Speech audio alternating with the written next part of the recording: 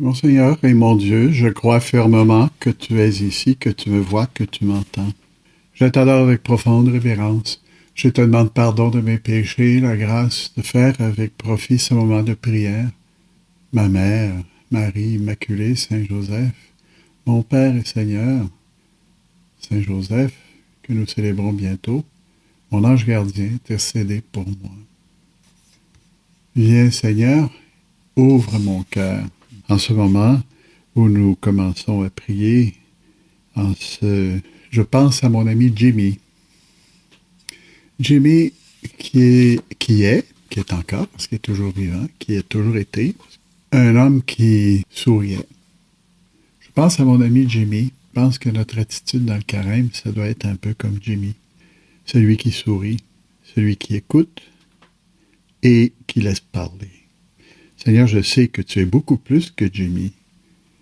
Mais mon ami Jimmy, qui est aussi un bon chrétien, un bon catholique, est un homme qui est convaincu de ça aussi, que c'est en toi qui a tout appris. Et c'est à cause précisément de cette belle écoute qu'il a pour toi, qu'il y a cette belle écoute pour tout le monde. Et en commençant ce moment de prière, je tiens à me rappeler ce sourire, ce moment d'ouverture, ce moment qui nous appelle à une confidence, parce que sa présence est toujours extraordinaire. On ne sent pas, avec Jimmy, l'esprit travailler, les complications pour expliquer. Je sais que tu es là, Seigneur, tout comme je sais que Jimmy, encore beaucoup plus que Jimmy, quand il est près de moi, quand on se voit à l'occasion, ce qui est assez rare. Et je me souviens toujours de ce sourire plein de charité, d'affabilité, d'esprit de service. Je vous mets dans le contexte de ce que je voulais traiter avec vous aujourd'hui. Le livre de Jérémie est à l'honneur, comme il l'est depuis une semaine. Savez-vous que le livre de Jérémie est le plus long de toute la Bible?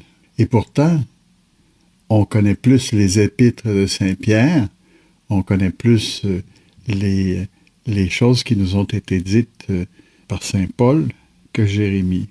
Probablement parce que Jérémie anticipait Jésus et que la seule présence de Jésus a fait exploser tout ce que Jérémie a dit. Mais Jésus a cité souvent Jérémie.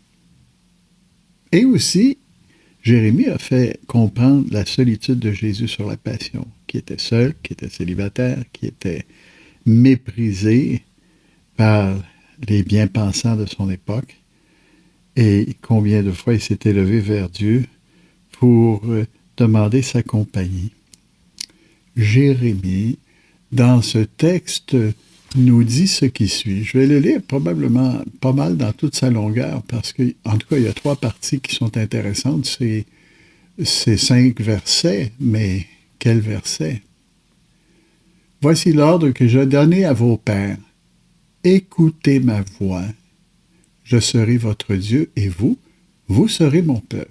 Pendant longtemps, lorsque le Seigneur a réuni les Juifs avant même la sortie d'Égypte, écoutez-moi quand je vous parle. Vous aurez toujours ce qu'il vous faut. Je serai votre Dieu, vous serez mon peuple. Ça a été la première alliance avec Abraham qui a été répétée et qui a été brisée à cause de l'adoration du veau d'or. Et c'est pour ça qu'un peu plus loin, tu continues à dire, Seigneur, ils n'ont pas écouté, ils n'ont pas prêté l'oreille. Ils ont suivi les mauvais penchants de leur cœur endurci. Depuis le jour où vos pères sont sortis du pays d'Égypte jusqu'à ce jour, j'ai envoyé vers vous inlassablement les serviteurs, les prophètes. Ils ne m'ont pas écouté. 2 fois. Ils n'ont pas prêté l'oreille, mais plutôt ils ont raidi la nuque et ils ont été les pires que leurs pères. Donc, après Moïse, après l'alliance avec Moïse qu'ils ont détruite, ils ont recommencé, le Seigneur leur a donné la terre promise. Ils n'ont pas prêté l'oreille. Tu leur diras toutes ces paroles et ils ne t'écouteront pas. Vous voyez, 3e fois. Tu les appelleras, ils ne te répondront pas. alors tu leur diras, voilà bien la nation qui n'a pas écouté, 4e fois, la voix du Seigneur son Dieu, et n'a pas accepté sa leçon. La vérité s'est perdue, elle a disparu de leur bouche. C'est terrible, hein, ce que dit le Seigneur. C'est une observation, ce n'est pas une condamnation. Hein. Le reste du livre de Jérémie, si on continue le chapitre après, continue de leur dire, dis-leur ça pour qu'ils se réveillent, parce que moi je continue de les aimer. Bon, c'est dans mes mots, moi. Alors le Seigneur est toujours ouvert, il voudrait qu'ils écoutent. Est-ce que nous écoutons le Seigneur? Est-ce que tu écoutes le Seigneur? Est-ce que j'écoute le Seigneur? Comment nous comportons-nous, nous-mêmes, quand arrive le temps de prendre des décisions? On t'oublie. Et on a eu la chance, Jésus, de te connaître sur la terre. Il ne s'agit pas d'un personnage quelconque qui est passé ici d'une façon quelconque, dans un lieu quelconque. Non, non. On connaît ta date de naissance, on connaît ta mort, on sait comment tu es né, comment tu es mort, on sait comment tu es ressuscité. Et non seulement ça, mais tu habites en nous. Nous pouvons toujours te parler.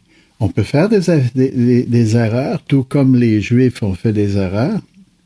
Et le Seigneur leur dit, mais je serai toujours là pour les accueillir. Ils n'écoutent pas. Est-ce que tu écoutes la voix du Seigneur qui te parle? Hein? Dans la prière. La prière, vous savez, c'est une des activités du carême importantes. Prier. Est-ce que tu écoutes la voix du Seigneur quand tu pries?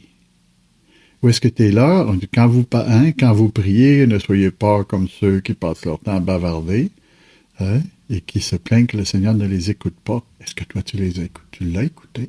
Est-ce que tu l'écoutes présentement?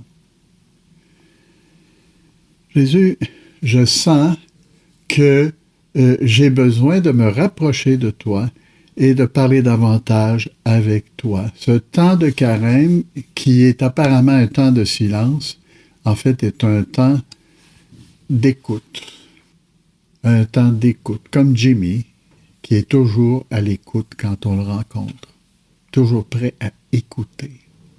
Toujours prêt à prendre note, toujours prêt à rendre service. Et toi, tu es beaucoup plus hein, que Jonas, que le prophète Isaïe, Jérémie. Tu es le Dieu fait homme, Jésus. Peut-être des fois, la seule chose que je peux te dire, c'est Jésus. Et peut-être ajouter, écoute-moi, prends pitié de moi, aide-moi. Peut-être pas grand-chose de plus à dire. Jésus. Le carême nous demande d'écouter. Hein? Dieu nous demande d'ouvrir les yeux. Quand on se promène, on entend facilement le vent, mais on entend difficilement ta parole, Seigneur. On est distrait, on pense à nos malheurs, etc. C'est pas mauvais de le faire, mais il faut aussi, quand on se promène, trouver la façon d'entendre le vent de l'Esprit Saint. Il nous parle à l'intérieur de nous-mêmes. Écoutez. Jimmy sait écouter. Jimmy est admirable parce qu'il écoute, parce qu'il a un grand cœur, parce qu'il sourit toujours, parce qu'il est à l'image de Jésus-Christ. Il vit bien sa rencontre avec le Christ et ça transparaît dans tous ses gestes. Le Seigneur t'interpelle quand tu es dans ton lit, en attendant le sommeil, ou au moment de l'éveil, peut-être quelques minutes avant le son du cadran. Hein. Écoute-le. Hein. Lorsque tu le rencontres dans les personnes autour de toi aussi. Ça aussi, c'est une façon d'écouter le Seigneur. Peut-être qu'on ne l'entend pas nous parler, mais on entend les autres nous parler. Et on peut comprendre la pensée que tu entretiens avec moi, que tu voudrais que je découvre à travers ce qui m'a été dit hier, cette correction peut-être qu'on a faite, ou à travers des choses injustes et qui nous dit, ben regarde, il faut souffrir pour prendre ta petite croix de chaque jour et me suivre. C'est pas juste ce qui a été dit, mais avec mon amour, tu vas être largement récompensé. Montre l'autre joue si on t'a frappé. Pas dans le sens nécessairement de recevoir des taloches, mais dans le sens de sourire et d'accueillir. Sourire, accueillir. Pardonner, mais surtout écouter, parce que tu nous parles à travers cette conversation silencieuse que nous avons avec toi. Tu nous parles à travers les événements, tu nous parles comme le vent à travers les moments qu'on a tout seul et pour lesquels on essaie de se retrouver. Et tous ces moments-là sont des temps de prière. Si le carême est quelque chose, c'est certainement, entre autres choses, un temps de grande prière, de prière profonde. Aussi, Jésus, je te demande, écoute-moi. Seigneur, exauce-moi. Mais pour cela, encore faut-il que j'ai cette attitude de Jimmy, sourire, écouter, voir que tu me parles, que tu m'aimes. Imagine Saint Joseph avec Jésus, comment Saint Joseph l'aimait, peut-être sans rien dire. Je te remercie, mon Dieu, des bonnes résolutions, des actes d'amour et des inspirations que tu m'as manifestées dans cette méditation. Je te demande de m'aider à les mettre en pratique. Ma Mère Immaculée, Saint Joseph, mon Père et Seigneur, mon ange gardien, intercédez pour moi.